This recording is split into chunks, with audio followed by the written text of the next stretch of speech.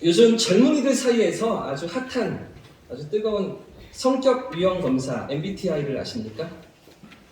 MBTI라는 검사를 여러분 들어보셨습니까? 1917년부터 연구가 시작되었고요. 모녀지간입니다. 어머니와 딸이 같이 연구를 진행하면서 1960년대부터 이 검사가 활용되기 시작했는데요. 지금까지 공식적인 사실은 문항이 되게 많습니다. 300개가 넘는 문항을 검사해야 되는데 정식으로 이 검사에 참여하고 이 검사를 확인했던 사람들만 5천만 명이 넘는 사람들이 이 MBTI 검사를 사용했고요. 요즘은 또 스마트폰이나 또 인터넷 같은 이런 아주 접근하기 쉬운 방법들이 많기 때문에 그보다 훨씬 더 많은 사람들이 이 MBTI를 활용하고 사용하는 것 같습니다. 사람들의 성격을 심리나 어떤 기질이나 성향에 따라서 이 네 가지 기준을 가지고서요. 네 가지 기준으로 구분을 하는데 두 가지로 구분을 합니다. 그래서 조합을 하게 되면 16가지의 유형이 나오게 되는데요. 16개의 유형 중에 나는 어디에 속하는가를 확인해 보고요. 또 우리 식구들은 어떤 유형인가를 알게 되고요. 또 나와 같이 일을 하는 분들은 왜 저렇지? 왜 저런 성격이지? 이런 것들을 확인하면서 나를 알아가고 또 사람들을 알아가는 그런 도움을 많이 주는 성격 유형 검사인데요. 심지어는 저희 초등학생 둘째도 학교에서 MBTI 얘기들을 한답니다. 초등학생들이 이 검사가 사실은 정확하게 하려면 조금은 질문이 어렵거든요. 질문이 조금 까다로운 것들도 있는데 이런 것들을 지들이 어떻게 했는지 나는 뭐 이런 형이야.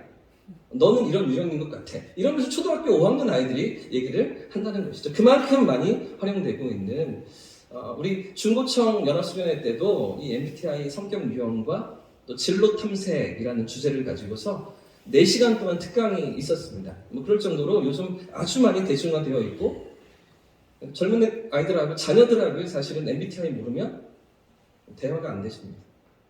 좀 시간이 되시면 네이버에 한번 찾아보십시오. MBTI 검사 이렇게 찾아보십시오. MBTI 검사입니다. 이 중에 항목 중에 여러 가지 4가지 기준이 있다고 말씀드렸는데 그 중에 F와 T라는 검사 구분이 있습니다. F는 필링이고요. 필링. 감정이고요. T는 thinking입니다. 생각, 사고를 얘기하는 거죠. 사람들 중에 이 감정을 많이 쓰는 사람, 감정에 많이 영향을 받는 사람이 있는가 하면 어떤 사람은 사고, 이성, 객관적인 어떤 그런 것들에 더 많이 영향을 받고 거기에 마음을 쓰는 사람들이 있더라. 사람들이 어떤 사람들은 이렇게 감정적으로, 어떤 사람은 이성적으로 이렇게 구분된다고 보는 것이죠. 그런데 이런 감정적인 구분이 사람들마다 전혀 다른 모습으로 이렇게 나타나게 된다고 이 검사는 봅니다. 그래서 이미지를 하나 보여드리면 이런 건데요.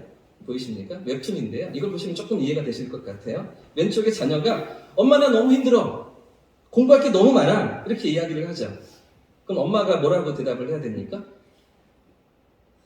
지금 엄마는 뭐라고 얘기하고 있죠? 오른쪽에 엄마가 뭐가 힘든데? 그럼 다음에 미리 준비하면 되겠네. 지금 이게 F형일까요? 감정형일까요? 아니면 T형일까요? 사고형일까요? 정답만 얘기하고 있는 거죠. 그죠?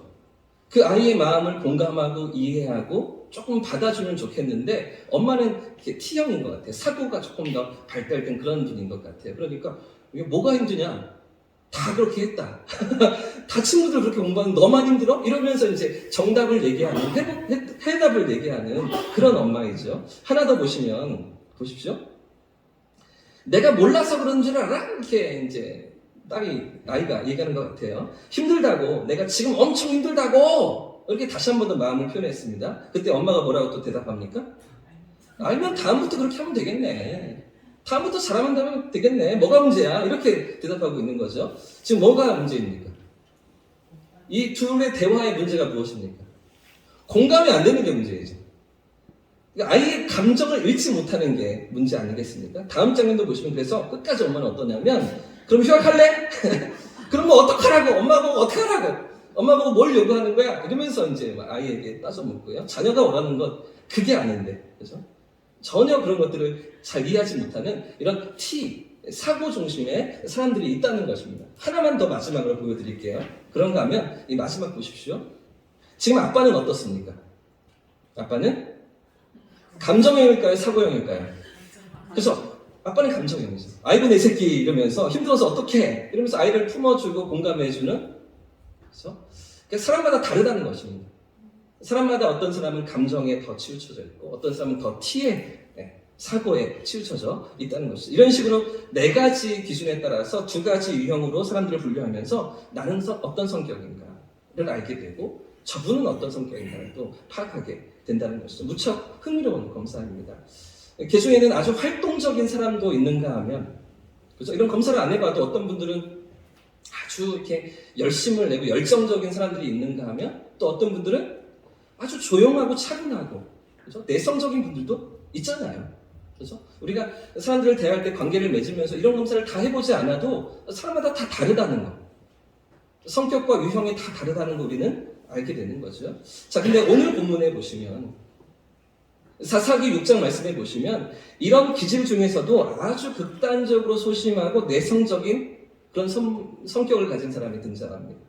MBTI 검사로 하면 ISTP나 ISTJ 같은 이런 성격을 가진, 다른 사람 눈치를 많이 보고요, 속에 있는 말을 꺼내지도 못하면서 혼자서 끙끙 앓는 그런 겁도 많고 성격도 아주 소심한 그런 사람이 등장하고 있습니다. 오늘 주인공이 누구입니까?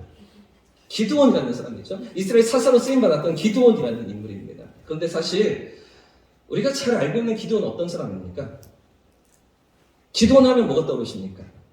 선백용사잖아요. 선백용사. 300명밖에 안 되는 그 적은 군사를 가지고서 미디안 족속 13만 4천 명, 13만 5천 명, 13만이 넘는 그런 어마어마한 대군을 300명의 적은 군사로 무찔렀던 영웅 아니었습니까? 어마어마한 사람이죠. 이스라엘을 그 미디안의 압제에서 건져낸 사람이 바로 이 기드온이었어요. 근데 소심하다고요? 근데 뭐 두려움이 많다고요? 겁이 많다고요? 그런데 뭐 혼자 눈치를 본다고요? 전혀 우리가 생각해보지 못했던 이야기 아닙니까? 근데 오늘 본문은 자세히 살펴보시면 우리가 이전에 가졌던 생각과 조금 다릅니다. 기드온이 조금은 우리의 선입견과는 다른 모습으로 등장하고 있습니다. 여러 가지 증거들이 곳곳에 나타나는데요. 두려움과 절망에 빠져 있는, 그리고 패배감에 젖어 있는 기드온을 우리가 발견하게 되고요. 그런데도 이렇게 소심하고 이렇게 겁도 많은 기드온을 들어쓰시는 하나님을 우리가 발견할 수가 있는 것이죠. 오늘 이 시간 기드온의 이야기를 우리가 새롭게 받아 경험하면서 하나님이 쓰시는 사람이 누구인지, 어떤 사람들을 통해서 하나님이 일하시는지를 확인하는, 그래서 오늘 나에게도 다가오시는 그 하나님의 음성을 경험하는 저와 우리 모두의 삶이길 축복합니다. 축원합니다. 방금 읽은 본문의 상황은 하나님의 사자가 기드온에게 찾아가고 있는 장면입니다. 하나님께서 천사를 보내셔서 기드온을 찾아오고 계신 장면인데요. 그런데 이 순간 기드온의 모습이 어떻습니까? 완전히 풀이 죽어 있습니다. 완전히 의기소침한 그런 상황입니다. 왜 그렇습니까? 본문 11절부터 우리가 읽었는데요. 본문 6장 1절부터 10절까지의 말씀을 보시면 이스라엘이 끊임없이 괴로움을 당하고 있기 때문입니다. 아주 곤란한 처지에 아주 압제를 당하면서 핍박을 당하고 있었기 때문이죠. 끊임없이 미디안이라는 족속이 이스라엘을 괴롭히는데 7년 동안은, 무려 7년 동안이나 계속해서 이 미디안이 괴롭게 하고 또 공고하게 했기 때문입니다. 그 괴로움 속에서 이스라엘 백성들이 너무나 지쳐 있었던 것이죠. 자, 이런 상황 속에 기드온이 무엇을 하고 있었는가 보십시오. 이런 나라가 핍박을 당하고 어려움을 당하고 괴로움을 당하는 이 상황 가운데 기드온이 지금 무엇을 하고 있습니까? 11절 말씀, 11절 함께 읽겠습니다. 시작. 여호와의 사자가 아비에셀 사람 요아스에게 속한 오브라에 이르러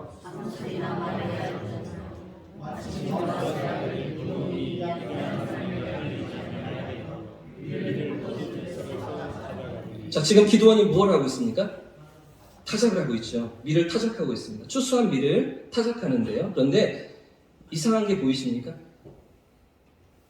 여기 11절에 이상한 대목이 느껴지십니까? 어디서 타작을 하고 있다고요? 약간의 추수한 밀을 타작하면서 지금 어디서? 포도주 틀에서. 우리 같으면 포도주를 뭐 이렇게 일상 속에 많이 먹지는 않기 때문에, 포도즙이나 포도 음료를 즐기는 분들이 많지는 않기 때문에 이렇게 뭐 통을 만들어서 포도즙을 짜내는 이런 모습을 상상하실 수 있지만 당시에 이스라엘은 포도주가 음료였습니다. 물에 석회질이 많기 때문에 그냥 먹을 수가 없고요. 여기다가 포도주를 만들어서 이게 이제 일상의 음료가 되는, 물처럼 대용하는 그런 것이 이제 포도주이기 때문에 아주 대량으로 만들어야겠죠. 그러니까 포도주 틀이라고 했을 때 구덩이를 파서 포도주를 내는 그런 장소를 얘기하는 것입니다. 그 구덩이 속에서 포도즙을 만들어서 어딘가에 받아내고 또 통으로 그걸 끌어내어서 그것을 음료로 사용하는 이런 상황 속에 있던 이스라엘 백성들인데요. 근데 보십시오. 밀을 타작할 때 어디서 타작해야 될까요? 예. 밀을 타작할 때 저는 뭐 농사를 안 지어봤지만 그냥 생각을 해보아도 그 곡식의 어떤 껍질을 까고 알곡만 남기기 위해서 그래도 이렇게 어렸을 적에 뭐 어른들을 할머니 할아버지들 농사 지는 걸 생각해 보면 집안 마당에서 그죠? 곡식을 터시거나 두들기시거나 아니면 도리깨질 한다 그러죠. 이렇게 곡식을 날리면서 바람에 날리면서 그러면서 알곡을 남기고 껍질은 그렇게 날려보내는 그런 추수, 그런 타작이지 않겠습니까? 근데 지금 기도는 어떻게 하고 있다고요? 구덩이 속에 들어가고 있는 거예요. 구덩이 속에 들어가서 그 안에서 타작을 하는데 아마도 이렇게 했을 것 같아요. 얼마 안 되는 그 밀을 가지고서 바닥에 내리치는 거죠. 바닥에 치면서 떨어진 알곡을 하나하나 줍고 있는 기도원의 모습. 상상이 되십니까? 지금 왜 이렇게 기도원이 포도주틀에 들어가 있는 것입니까? 왜 마당에서 하지 못하고 왜 밖에 열려있는 바람이 부는 곳에서 하지 못하고 그 구덩이 속에 왜 들어가서 이렇게 숨어서 하고 있는 것입니까? 두려웠기 때문입니다. 빼앗길까봐 두려웠기 때문입니다. 이것마저, 이 조금마저 빼앗길까봐 염려했기 때문이죠. 7년이나 계속되는 약탈 속에서 시리에 빠지고 낙심에 빠졌던 기도원은 이것마저 빼앗길지 모른다는 두려움 속에서 포도주 틀에 들어가서 그 안에서 타작을 하고 있는 것입니다. 그런데 지금 이런 두려움과 낙심 속에 있는 기도원에게 누가 찾아오고 계십니까? 누가 찾아오십니까? 하나님이 찾아오십니다. 그리고 그를 사사로 부르시는데요. 그를 사사로 쓰시겠다고 하나님이 말씀하시는 것입니다. 사사는 구약시대에 왕정이 시작되기 전에 임금들이 세워지기 전에 이스라엘 백성들을 다스리고 통치했던 지도자였습니다. 평상시에는요. 백성들 사이에서 분쟁을 조정하는 재판관 역할을 하고요. 그래서 영어 성경에 보시면 사사기가 젖지입니다. 젖지. 재판하다. 평상시에는 백성들 사이에서 어떤 문제를, 일상의 문제를 해결해주는 재판관으로서의 역할을 감당하지만 전쟁 상황이 벌어지면, 위급한 상황이 벌어지면 군사적인 리더십을 발휘하면서 백성들을 구원하는, 나라를 구원하는 이런 법적이고 군사적이고 정치적인 지도자가 바로 사사인데요. 이런 역할로서, 이런 사사로서 하나님의 기도원을 쓰시겠다고 찾아오고 계신 것이죠. 자, 그래서 보통 사사로 쓰임받는 인물들은 어떻습니까? 우리가 알고 있는 사사들. 삼손이 있죠? 또 누가 있습니까? 에훗도 있죠. 왼손잡이 에훗이 있죠. 첫 번째 사사였던 온니엘도 있습니다. 이런 사사들을 보시면 크게 복잡한 과정이 없습니다. 이런 사사들은 그냥 나라가 위기에 빠져 있고요. 하나님이 찾아오십니다. 내가 너를 쓰겠다. 너를 통해서 이스라엘을 구원하겠다. 그러시면 쓰임 받는 거죠. 순종하면서 나라를 건져내고 구출하고 하나님의 일하심을 드러내는 이런 사사들의 모습으로 그렇게 멋지게 쓰임 받는 대부분의 사사들인데요. 첫 번째 사사였던 온니엘도 그렇습니다. 에훗도 마찬가지. 왼손잡이의 에훗도 마찬가지예요. 복잡한 과정이 없습니다. 여자 사사였던 드보라 이런 사람들도 하나님이 쓰시겠다 하면 쓰임 받는 거죠. 그냥 하나님 손에 붙들면서 나라를 구원하는 거죠. 그런데 지금 우리가 살피고 있는 기도는 어떻습니까? 이 기도는 어떻습니까? 아주 특이합니다. 아주 의심도 많고요. 질문도 많고요. 확인하고 또 확인하고 따져 묻는 게 아주 많습니다. 아주 까탈스러운 성격이죠. 아주 피곤한 성격입니다. 그래서 하나님께서 그를 사사로 부르실 때 기도원이 어떻게 반응하는가 보십시오. 순순히 말을 듣지 않습니다. 못하겠다고 하는 것이죠. 안 한다는 것입니다. 안 합니다. 하나님. 나 안 해요. 나 쓰시지 마세요. 저는 아닙니다. 이렇게 얘기하는 거죠. 하나님 부르시는데도 설득하기가 만만치가 않고요. 계속 못한다고 거절하고 거부하고 있는 기도원인 것입니다. 자, 근데 문제는 기도원이 왜 이런 반응을 보이는가 하죠. 왜 이렇게 기도원이 말하고 있는가? 왜 하나님 찾아오셔서 어려움에 빠진 그들을 건지시고 너도 건지시겠다고 하시는데 왜 이스라엘을 구원하기 위해서 자신을 쓰겠다고 하시는데 왜 기도는 못한다고 거절하고 있는 것입니까? 이유가 무엇일까요? 그 이유는 그의 내면에 있는 해결되지 않은 문제가 있었기 때문입니다.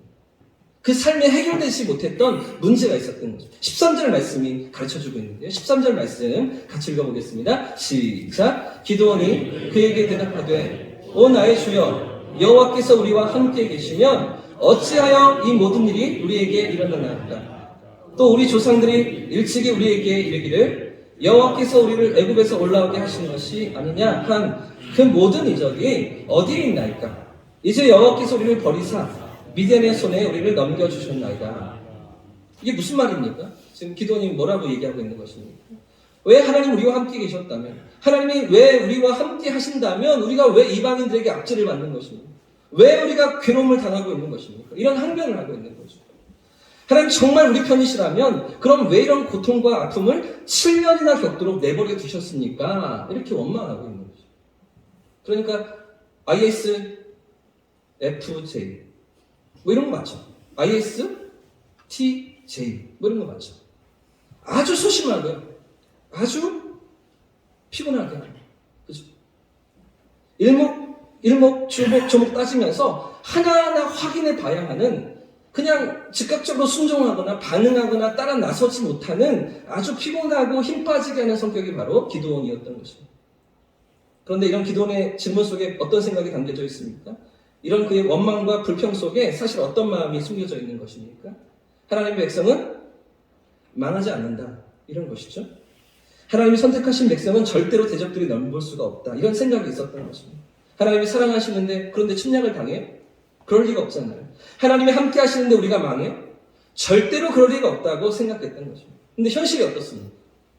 7년 동안 압제를 당했잖아요. 7년 동안 괴로움을 당하고 있잖아요.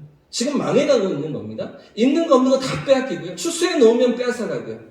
거둘만 하면 먼저 찾아 들어와서 다 빼앗아가는 이런 이방 민족의 압제를 당하면서 완전히 망해가는 조국의 모습을 보면서 결론이 무엇입니까? 지금 현실이 이렇다면, 우리 상황이 이러하다면 하나님이 도와주지 않으시네요. 하나님이 사랑하지 않으시네요. 하나님이 우리와 함께 하지 않으신다라는 것입니다. 그런데 왜 이제 와서, 왜 지금까지 전혀 도와주지 않다가 왜 이제 와서 돕겠다고 하는 것인지 전혀 이유를 모르겠다는 것이죠. 하나님 못 믿겠다는 것입니다. 믿을 수가 없다라고 얘기하는 것입니다. 사랑하는 여러분, 오늘 본문이 우리에게 무엇을 보여주고 있는 것입니까? 오늘 성경이 우리에게 무엇을 말씀하고 있는 것일까요? 하나님께서 어떤 사람을 통해 일하시는지를 보여주시는 것이죠. 하나님이 어떤 사람을 사용하시는가를 보여주고 있는 것입니다. ISFJ, ISTJ 이런 사람들도 사용하시는 거죠. 제가 ISTJ거든요. 이렇게 소심하고 겁도 많고 이름은 대범인데 그냥 가지를 못합니다. 두들겨보고 또 두들겨봐야 합니다. 정말 그러한가? 정말 하나님 뜻이 그러한가? 따져 묻고 따져 물어야 되는 피곤한 성격이 저인 것 같아요. 이런 사람도 쓰시는 거죠. 이렇게 까탈스러운 사람도 하나님 쓰시는 거죠. 순종적이고 착한 사람만 쓰시는 게 아니라는 거죠. 헌신적이고 준비된 사람만 쓰시는 게 아니라는 말이에요. 이 기도원처럼 원망도 많고 고집도 세고 불평만 가득해서 하나님이 쓰시기에 참 불편해 보이는데도, 그런데도 하나님이 사용하시는 것이죠. 할렐루야! 그런데도 쓰시는 것입니다. 뿐만 아니라 소심하기까지 해서 누구 앞에 당당히 나서지도 못할 것 같은데 그런 기도원인데 놀랍게 쓰임받지 않습니까? 위대하게 쓰임받지 않습니까? 그 300명의 적응 의사로 이스라엘을 구원해내지 않습니까? 하나님의 살아계심을 드러내고 하나님의 역사를 증거하는 그런 위대한 자리에 이런 사람도 쓰임받는 것이죠. 지금 사사기는요, 상당히 많은 분량을 할애하면서 기드온이라는 인물을 보여주고 있습니다. 아까도 말씀드린 것처럼 대부분의 사사들은 그렇게 스토리가 많지가 않습니다. 부르시면 쓰임받는 거죠. 부르시면 순종하는 겁니다. 하나님의 일하심을 나타내게 되는데 그 중에는요, 한 절 등장하는 사람도 있습니다. 삼갈이라는 사사는요, 삼갈이라는 사사는 사사기에 한 절 등장합니다. 야일과 돌라라는 사사는 2절, 석절 등장하는데 지금 기도원은 몇 장이나 기록하고 있을까요? 무려 석 장이나 기록하면서 마지막 한 장만 하나님의 일하심이지 2장은 다 하나님의 설득입니다. 하나님이 그를 설득하시고 또 설득하시는, 기도원이 또 확인하고 또 확인하고 나중에 7장에 가시면요, 양털 가죽으로 물이 여기만 있게 해주십시오. 확인하고요. 이것도 안 되겠어요. 하나님 그러면 양털은 마르게 하시고 땅만 젖게 해주십시오. 이러면서 또 하나님을 시험하고 확인하는 이런 까다로운 성격인데도 불구하고 하나님을 사용하시는 것이죠. 성경은 이런 기도원을 너무나 자세히 우리에게 보여주는 것입니다. 석장이나 할애하면서 삼손 다음으로 이 12명의 사사들 가운데 삼손 다음으로 많은 이야기를 우리에게 보여주면서 우리에게 말하고 싶은 바가 무엇일까요? 성경이 우리에게 말하고 있는 것이 무엇입니까? 어떤 사람이라도 사용하시는 것이죠. 어떤 사람이라도 쓰시는 것입니다. 어떤 모나고 어떤 부족함이 있고 연약함이 있을지라도 하나님이 원하시는 사람이라면 쓰시는 것이죠. 어떤 누구라도 사용하시는 것입니다. 사실 성경에 많은 인물들이 그런 것이죠. 조금만 자세히 들여다보면 전혀 준비가 안 되어 있고 완전히 자격 미달인 그런 사람들을 하나님께서 사용하십니다. 그런 사람들을 하나님이 찾아가시고 사용하십니다. 모세가 그랬었죠. 나이 80에 노년의 부르심을 받았습니다. 이미 나이가 많이 들어서 아무것도 할 수가 없다고 생각하던 그때 또 거절하고 또 거절하면 못 간다고 그렇게 거부하는 모세를 찾아오셔서 하나님이 위대하게 사용하시죠. 나이 40일 때는 어땠습니까? 그래도 뭔가 할 수 있다고 하나님을 위해서 민족을 위해서 무언가 할 수 있다고 생각했던 그때는 전혀 쓰시지를 않고 다 포기하고 다 내려놓았던 그때 이제는 안 된다.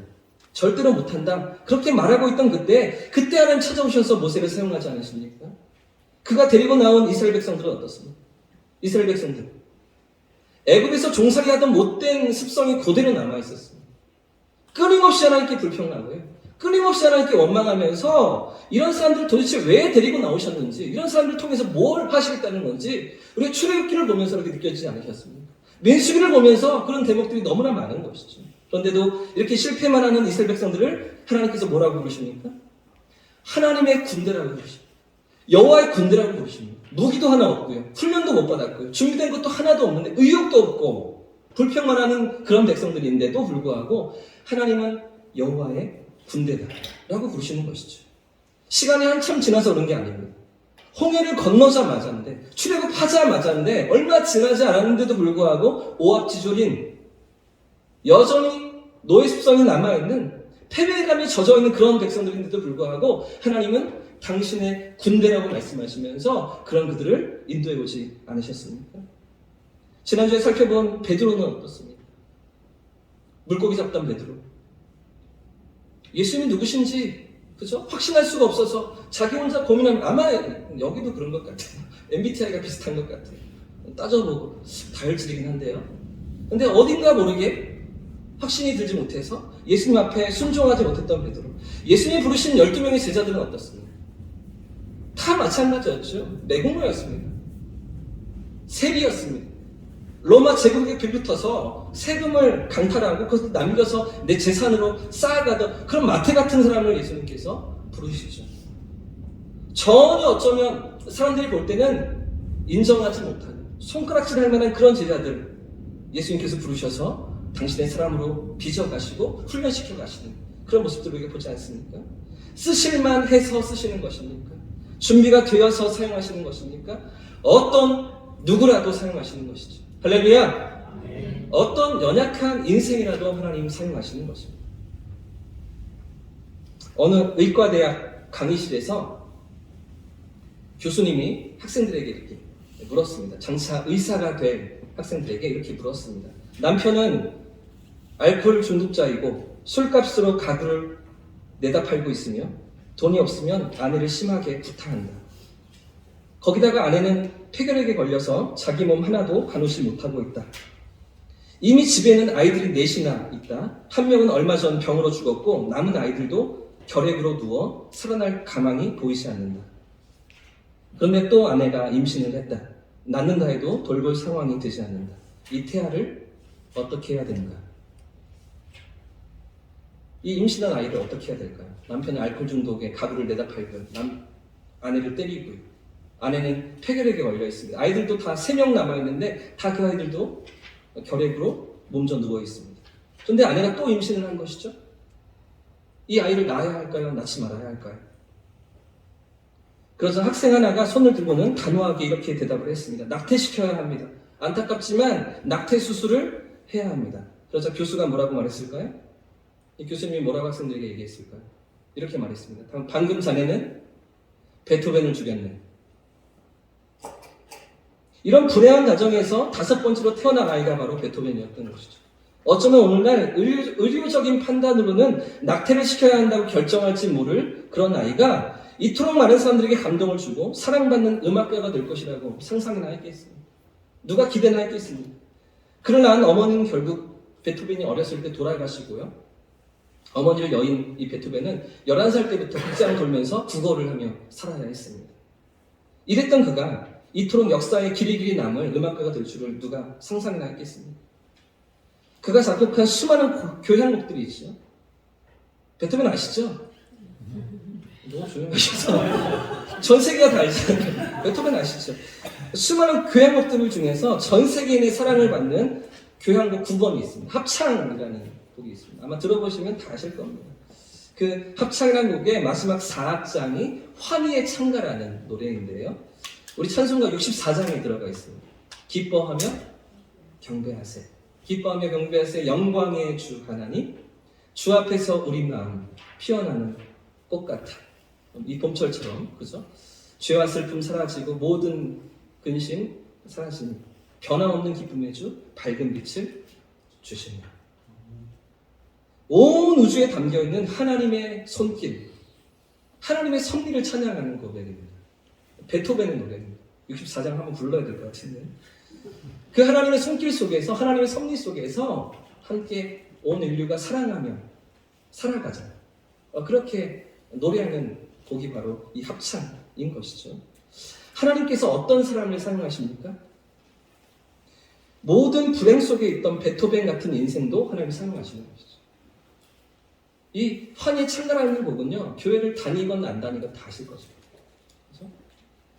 어떤 누구라도 한 번씩은 들어봤을 것입니다. 세상 모두가 비관하면서 도저히 희망이 없다고 그렇게 얘기했을 그런 인생도 하나님께서 쓰시는 것입니다. 오늘 우리가 그런 하나님을 믿고 의지하는 것이죠. 그런 하나님을 기대하면서 우리의 삶의 길을 걸어가는 것입니다. 세상 앞에 아무것도 내세울 것이 없고 아무것도 준비된 것이 없는 것 같고 어디에서도 주목받지 못하는 그런 우리일지 모르지만 그러나 하나님 손에 붙들릴 때 어떻게 쓰임받는 것입니까? 기드온처럼 쓰임받는 것이죠. 베토벤처럼 쓰임받는 것입니다. 오늘 우리의 삶을 이렇게 쓰시기를 원하시는 것이죠. 할렐루야! 저와 여러분의 삶도 하나님께서 쓰시기 원하시는 것입니다. 뿐만 아니라 오늘 본문이 보여주는 또 하나의 원리가 있습니다. 하나님께서 사람을 부르시고 사용하실 때 그때 찾아오시는 방법, 또 하나의 방법이 무엇일까요? 이렇게 소심하고 불평도 많고 생각도 많은 기드온을 사용하실 때 그때 하나님께서 쓰시는 방법이 무엇일까요? 12절 말씀을 가르쳐주고 있습니다. 12절 말씀 같이 한번 읽겠습니다. 시작! 여호와의 사자가 기드온에게 나타나게 큰 용사여 여호와께서 너와 함께 계시도다. 지금까지 살펴본 이런 기드온이 과연 용사입니까? 지금 천사가 나타나 말을 하고 있는 것처럼 그가 과연 큰 용사 맞습니까? 전혀 그렇지가 않잖아요. 전혀 그래 보이지가 않는데 그런데 왜 여호와의 사자는 큰 용사라고 그를 부르고 있을까요? 영어 성경을 보니까 mighty warrior, mighty warrior, 아주 강력한 군사, 강한 전사라는 것이죠. 그래 보이십니까? 이렇게 소심한데, 이렇게 찌질한데, 이렇게 두려움과 패배감에 사로잡혀서 아무것도 할 수 없다고 생각하고 있는데 어떻게 강한 전사가 되는 것입니까? 무엇으로 그가 강력한 군사가 되는 것입니다.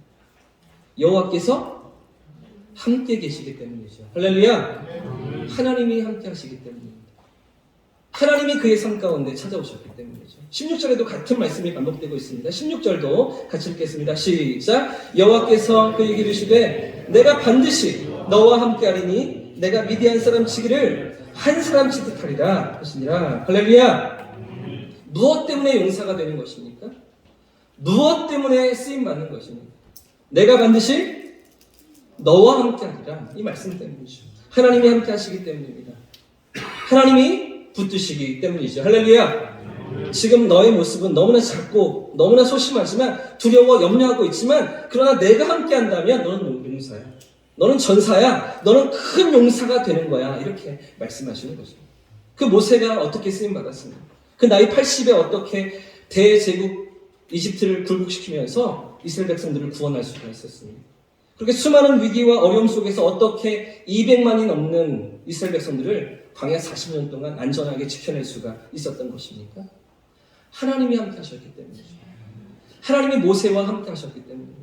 예수님의 제자들도 마찬가지죠. 그렇게 실패하고 그렇게 다 도망치고 예수님의 십자가 앞에서 두려워 떨며 문을 걸어 잠그고 예수님을 죽인 그 로마 군인들이 나도 죽일까봐 벌벌 떨던 제자들이었지만, 그러나 그 모든 공포와 두려움 속에 있던 제자들이 어떻게 세상 가운데 당당히 나오기 시작합니다. 어떻게 담대히 십자가의 증인으로, 부활의 증인으로 쓰임받게 되는 것입니다.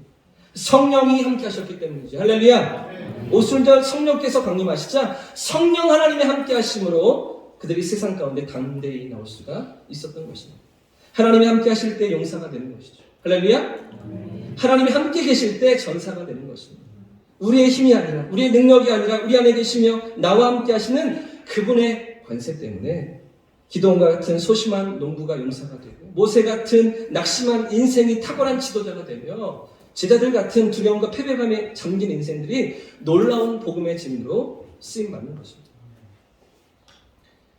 사랑하는 여러분, 전 세계 역사상 최고의 기타리스트라고 평가받는 지미 핸드릭스를 아십니까? 들어보셨습니까? 이런 사람입니다. 1960년대에 아주 날리던 미국과 영국에서 수많은 사람들을 열광케 하는 그런 사람이었는데요. 이 사람은 오늘날의 그 일렉트릭 기타의 시초였습니다. 기타에 전기를 연결해서 연주하는 모든 기타 소리를 다 이 사람이 만들어냈다고 합니다. 그래서 미국의 하드락, 헤비메탈 이런 것들이 다 이 사람으로부터 출발했다고 이렇게 얘기하고요. 발전했다고 또 이렇게 얘기하는 아주 엄청난 사람이죠. 기타도 그냥 안 칩니다. 왼손잡이에서 거꾸로 칩니다. 근데 이 어려운 거를 그냥 해내면서도 아주 멋진 연주를 해내고 수많은 사람들을 감동시킨 이런 사람이죠. 한 장 더 있는데요. 스튜디오에서 음악을 이렇게 녹음하고 있는 이런 장면인 것 같습니다. 지미 핸드릭스, 역사상 최고의 기타리스트. 근데 사실 그는 사생활이 굉장히 문란했습니다. 술과 마약에 찌들어서 무대 위에서 또 밖에서 난폭하게 행동하면서 여러 번 경찰에 붙들려가고 감옥에 갇히기도 했던 것이죠. 내려주세요. 좋은 얘기가 아닙니다. 이제.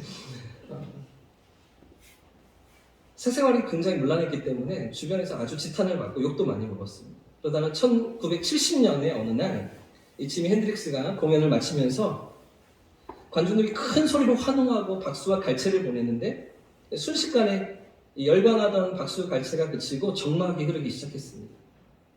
이 지미 핸드릭스가 무대 위에서 무릎을 꿇은 채로 움직이지 않고 있었기 때문입니다. 한참 동안이나 움직이지 않고서 그 무대 위에 무릎을 꿇고 있었던 것인데요. 시간이 지나서 고요한 정적을 깨며 그는 관중들을 향해 이렇게 말했습니다. 여기 누구 참된 평안을 아는 사람이 있으면 무대 뒤에서 만나고 싶습니다. 여기 누구 참된 평안을 아는 사람이 있으면 무대 뒤에서 만나고 싶습니다. 누가 무대 뒤로 찾아갔을까요? 누가 그에게 찾아왔겠습니까? 이 콘서트에 참석한 수만 명의 관객들 가운데 누가 그에게 참 평안을 알려주었을까요? 아무도 없었습니다. 아무도 답을 해주지 못했습니다. 그리고 며칠이 지나서 그는 27살의 나이에 약물 과다 투여로 죽고 만 것이죠. 천재적인 음악가입니다. 지금도 어떻게 기타 연주를 시작했냐고 사람들에게 물으면 이 지미 핸드릭스의 연주하는 영상을 보고 시작했다고, 그래서 반에서 시작했다고 얘기하는 사람들이 너무나 많은 그런 사람입니다. 근데 그의 곁에 누가 없었던 것입니까? 그의 곁에 누가 필요했던 것입니까? 하나님이시죠. 하나님이 필요했던 것입니다. 그 많은 인기와 부와 명예를 없어도 그 인생에 평안이 없었던 것이죠. 행복이 없었던 것이죠. 어떤 것으로 채울 수 없는 그 인생의 공허함이 그의 삶을 27살의 젊은 나이에 요절하게 만들었던 것이죠. 그런가 하면 세계 제2차 대전 때 할머니 한 분이 계셨습니다. 독일군의 연인 폭격으로 불안해서 잠을 이루지 못하는 영국의 런던시에 너무나 편안히 잠을 이루는 그런 할머니이셨는데요. 모두가 불안 속에서 잠을 이룰 수가 없는데 어떻게 그렇게 편히 잠자리에 드십니까? 라고 누군가 비결을 묻자 할머니는 이렇게 대답하였습니다. 나는 매일 밤 기도한답니다. 그리고 나면 하나님께서 항상 지켜주신다는 확신이 들어 평안하게 잠자리에 들게 되죠. 사실 하나님과 내가 둘 다 끼어있을 필요는 없지 않아요? 둘 다 끼어있을 필요는 없지 않아요? 누가 지켜주시는 것입니까? 하나님이 지키시는 것이죠. 하나님이 붙드시는 것입니다. 하나님께서 오늘 우리 삶 가운데, 내 삶 가운데 함께하고 계심을 고백하는 사람들이 이렇게 말할 수 있는 것이죠. 사랑하는 여러분, 오늘 우리에게 정말 필요한 분이 누구십니까? 오늘 우리가 정말 힘있게 우리 인생을 살아가기 위해서 나에게 필요하신 분이 누구십니까? 저는 생각해보다가 엄마가 떠올랐습니다. 엄마는 못하는 일이 없으시잖아요. 엄마가 필요하죠. 다 커서 이제 엄마는 좀 멀리 계십니다. 우리에게 엄마는 가까이 계시지 않습니다. 우리 인생의 길이 지치고 외로울 때, 아무도 내 곁에 없다고 느껴질 때, 어떤 문제가 장애물이 우리 앞을 가로막을 때, 우리의 삶을 붙드시고 우리 인생의 길을 인도하시는 분, 그분이 여러분에게는 있으십니까? 정말 당신에게는 그분이 함께하고 계십니까? 소심하고 두려움이 가득했던 기도원, 용사로 쓰임받기에는 너무나 흠도 많고 연약해 보여서 전혀 용사 같지 않지만 하나님이 함께 하실 때 쓰임받는 것이죠. 할렐루야! 하나님이 함께 하실 때 위대한 전사가 되는 것입니다. 우리 삶이 아무리 보잘것없어 보이고 아무것도 내세울 것이 없다 하여도 하나님이 함께 하실 때, 하나님이 사용하실 때 놀랍게 쓰임받는 줄을 믿고 하나님의 눈으로 세상을 바라보고 하나님의 관점으로 내 삶을 주목하는 저와 우리 모두의 삶을 축복합니다. 세상이 얘기하는 거 말고요. 세상이 말하는 거 말고요. 하나님의 마음으로 우리의 삶을 들여다보고 우리 가정을 들여다보고 우리 자녀들을 믿음으로 바라보시는 복된 한 주가 되시기를 예수님 이름으로 축복합니다.